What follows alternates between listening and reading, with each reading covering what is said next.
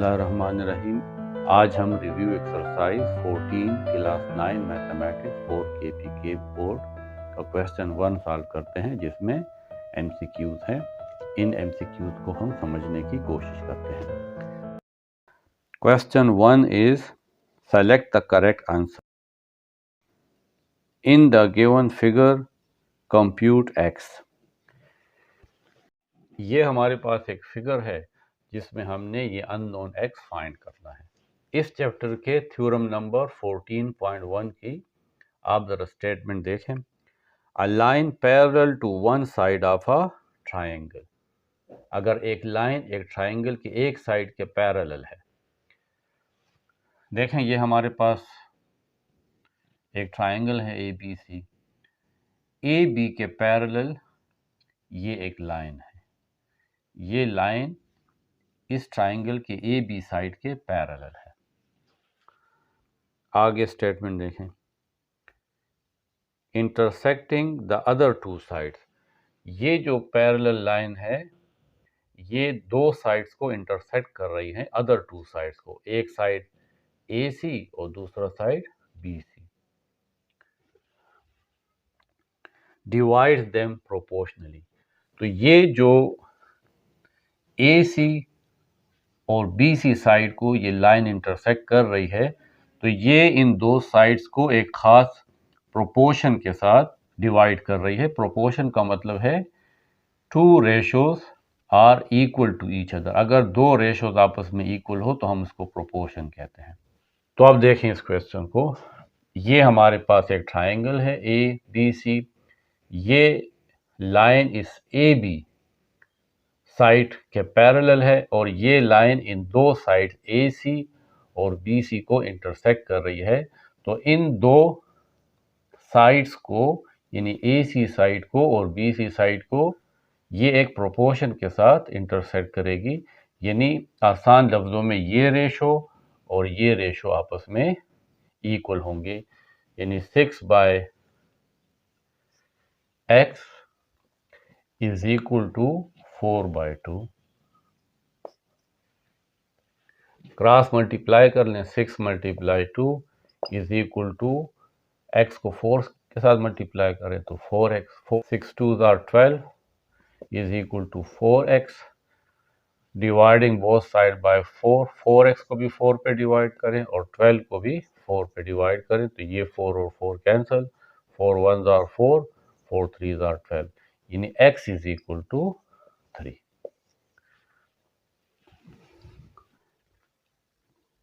तो D option is correct. Option D is correct.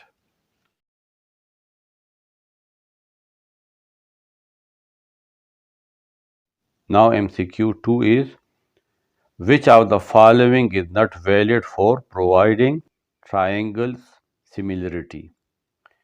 In 4 statements में पहला है साइड साइड साइड, दूसरा है एंगल एंगल, तीसरा ऑप्शन है साइड साइड एंगल और चौथा D ऑप्शन है साइड एंगल साइड। इसमें से कौन सा स्टेटमेंट वैलिड नहीं है सिमिलर ट्रायंगल्स के लिए? सिमिलर ट्रायंगल वो हैं जो साइज में तो छोटे बड़े हो सकते हैं लेकिन शेप में सेम है। तो याद रखें कि हर एक कंग्रुएंट ट्रायंगल सिमिलर है। यानी अगर दो ट्रायंगल कंग्रुएंट हैं तो वो तो डिफिनीशन के मुताबिक सिमिलर भी है। ये दोनों सिमिलर ट्रायंगल्स हैं। तो शेप में देखें ये सेम है लेकिन साइज में डिफरेंट है। लेकिन अगर दो कंग्रुएंट ट्रायंगल हों, उनके साइज भी सेम हो और शेप भी सेम हो, ये ABC और DEF, तो अब ये कंग्रुएंट है लेकिन सिमिलर भी है। क्योंकि सिमिलर हम कह रहे हैं कि जो शेप में एक जैसे हों। साइज में अगर छोटे बड़े हैं तो उससे फ़र्क नहीं पड़ता। ये साइज में भी एक जैसे हैं और शेप में भी एक जैसे हैं, तो ये सिमिलर ट्रायंगल की डिफिनीशन पे पूरे उतरते हैं। तो हर कंग्रुएंट ट्रायंगल सिमिलर है लेकिन ज़रूरी नहीं है कि सिमिलर ट्रायंगल कंग्रुएंट हो। तो पहला स्टेटमेंट देखें वो है साइड साइड साइड। ये हमारा एक थ्योरम था कि दो ट्राइंगल्स के तीनों साइड्स आपस में कंग्रुएंट हो, ये ट्राइंगल और ये triangle, A B C D E F, इसका ये साइड इसके कंग्रुएंट है, ये वाला साइड इसके कंग्रुएंट है और ये वाला साइड इसके कंग्रुएंट है, तो ये हमारे पास कंग्रुएंट ट्राइंगल है। और जब ये कंग्रुएंट है तो ये सिमिलर भी है, तो ये side side side similar triangles की डिफिनीशन के लिए वैलिड है, यानी उस पर पूरे उतरते हैं। एंगल एंगल, अगर एक ट्राइंगल के दो एंगल्स, देखें ये एंगल और ये एंगल, फॉर एग्जांपल एक ट्राइंगल है ए बी सी, ये 1 और 2, और दूसरा ट्राइंगल है डी ई और एफ, इसके ये वाले एंगल 3 और 4 आपस में कंग्रुएंट है, 1 3 के कंग्रुएंट है, 2 4 के कंग्रुएंट है, तो ये लाजमन है कि ये तीसरा एंगल भी इसके कंग्रुएंट होगा। यानी अगर आप इसको 5 कह दो, इसको 6, तो 5 और 6 भी आपस में कंग्रुएंट होगा, क्योंकि किसी भी ट्राइंगल का सम 180 होता है। देखें अगर ये 30 है और ये भी 30 है, अगर ये 70 है तो ये भी 70 होगा, तो लाजमन है कि ये भी 100 होगा और ये भी 100 होगा। अगर ये 100 नहीं है, आपको सिर्फ समझाने के लिए, आपको बताने के लिए कि अगर एक ट्राइंगल के दो एंगल और दूसरे ट्राइंगल के दो एंगल आपस में कंग्रुएंट है, तो फिर वो दोनों ट्राइंगल कंग्रुएंट होंगे, और जब ये दोनों ट्राइंगल कंग्रुएंट है तो वो सिमिलर भी होंगे। तो ये जो एंगल एंगल है ये भी सिमिलरिटी को वैलिड करता है, सिमिलरिटी की डिफिनीशन पे पूरा उतरता है। साइड साइड एंगल, अगर दो ट्राइंगल्स हैं उसमें से दो साइड्स कंग्रुएंट है, देखिए एक ये और एक ये कंग्रुएंट है, ये ए बी और सी, सिर्फ ये दो साइड कंग्रुएंट है इस दूसरे ट्राइंगल के दो साइड्स के।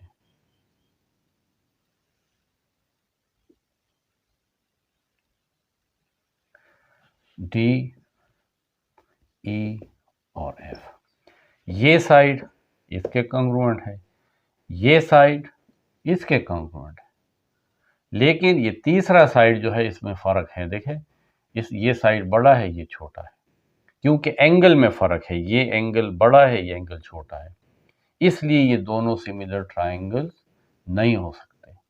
ना ये पास्टुलेट कंग्रुएंट ट्राइंगल के लिए वैलिड है, ना सिमिलर ट्राइंगल के लिए वैलिड है, तो हमारा ये ऑप्शन सी करेक्ट है। लेकिन मैं आपको ये चौथा भी बता देता हूं कि अगर साइड एंगल साइड हो तो एक ट्राइंगल के दो साइड्स और उसके इंक्लूडेड एंगल, यानी ये दो साइड और ये इंक्लूडेड एंगल, दूसरा ट्राइंगल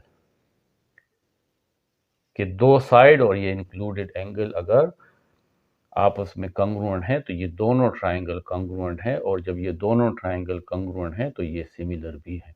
इसलिए ये साइड साइड एंगल, ये पास्टुलेट हमारे पास सिमिलरिटी के लिए वैलिड नहीं है, इसलिए यहाँ पे ऑप्शन सी वो करेक्ट है।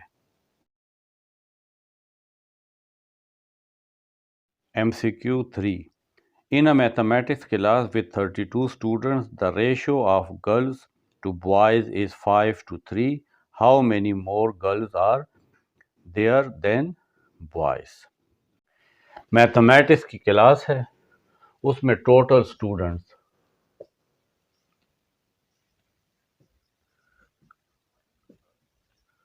32 है।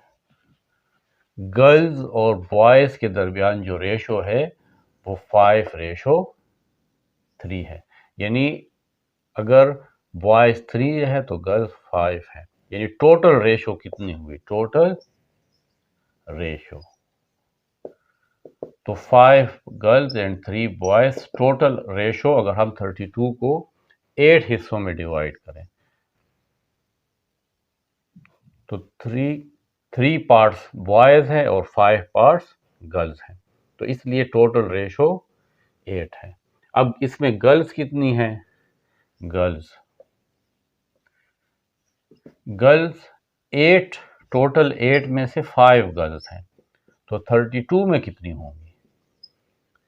8 1s are 8, 8 4s are 32, 5 4s are 20 girls हैं। तो बॉयज कितने होंगे? आप इस 32 टोटल में से गर्ल्स को माइनस कर दें तो 12 हो गए। 12 बॉयज हैं और 20 गर्ल्स हैं। तो क्वेश्चन ये है कि कितनी गर्ल्स ज्यादा हैं? How many girls are more? तो गर्ल्स 20 है और बॉयज 12 है, तो 20 में से जब 12 माइनस होगा तो 8 गर्ल्स जो हैं वो 8 ज्यादा हैं। तो option C is correct.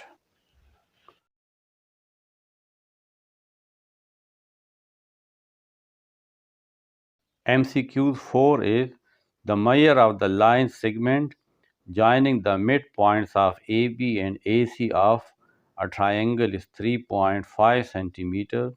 Find measure of BC. अब क्वेश्चन को पहले समझें कि the measure of the line segment joining the midpoints of AB and AC. ये AB है और ये AC है। एक लाइन सेगमेंट है जो इन दो साइड्स के मिड पॉइंट को ज्वाइन कर रही है।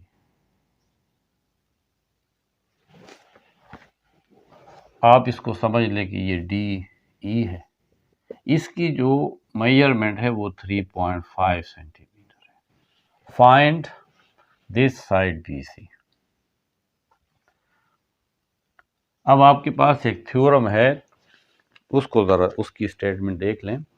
Theorem 11.3 The line segment joining the midpoints of two sides of a triangle. अगर एक लाइन सेगमेंट एक ट्राइंगल के दो मिड पॉइंट को ज्वाइन कर रहा है, is parallel to the third side and is equal to 1/2 of its length. तो ये जो इस AB और AC के मिड पॉइंट को ज्वाइन कर रहा है, तो ये इस थर्ड साइड के पैरेलल भी होगा और इस का लेंथ, इस DE का लेंथ BC के आधा होगा। यानी इस थ्योरम के मुताबिक ये जो DE है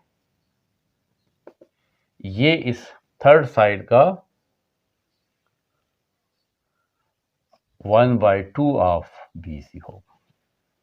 क्योंकि हमें BC फाइंड करना है तो BC 2 को इस साइड पे लें तो 2DE, 2 और DE हमें गिवन है कि वो 3.5 है।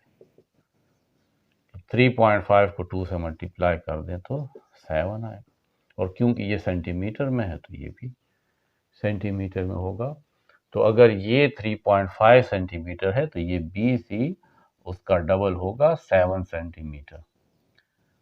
शर्त सिर्फ ये है कि ये जो DE है ये इस BE के पैरेलल हो और ये DE इस AB और AC के मिड पॉइंट को आपस में ज्वाइन कर रहा हो। इन MCQ 4 option D is correct.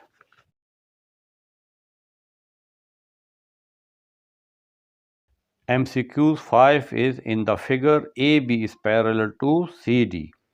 If AD and BC intersects at O, then triangle AOB and triangle DOC are congruent, similar, not similar, none of these. आपको figure given है। Figure में ये कंडीशन है कि ये जो AB है ये CD के पैरेलल है, ये और ये पैरेलल, और ये AD और BC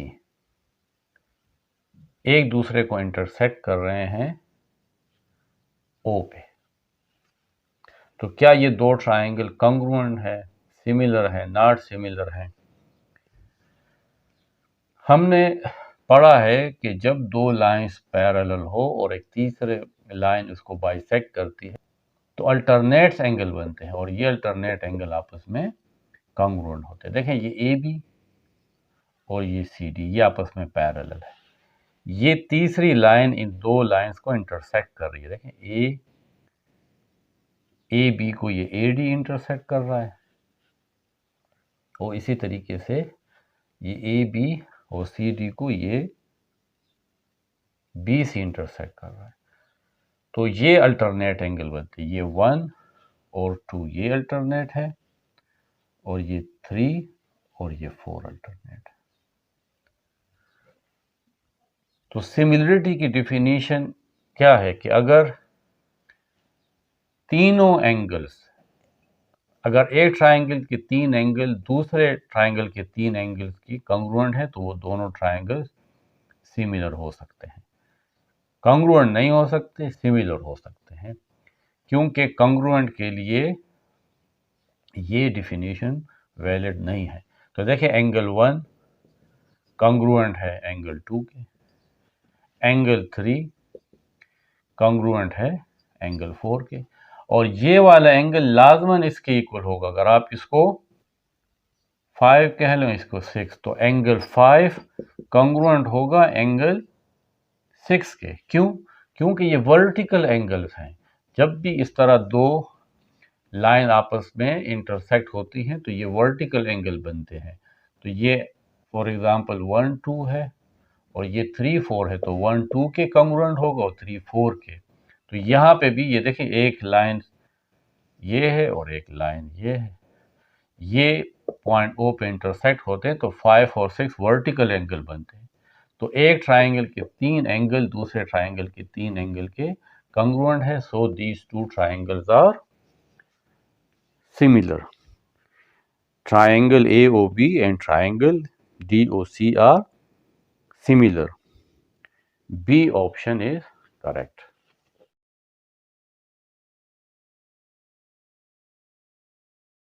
तो ये रिव्यू एक्सरसाइज 14 फॉर क्लास 9 के 5 MCQs थे।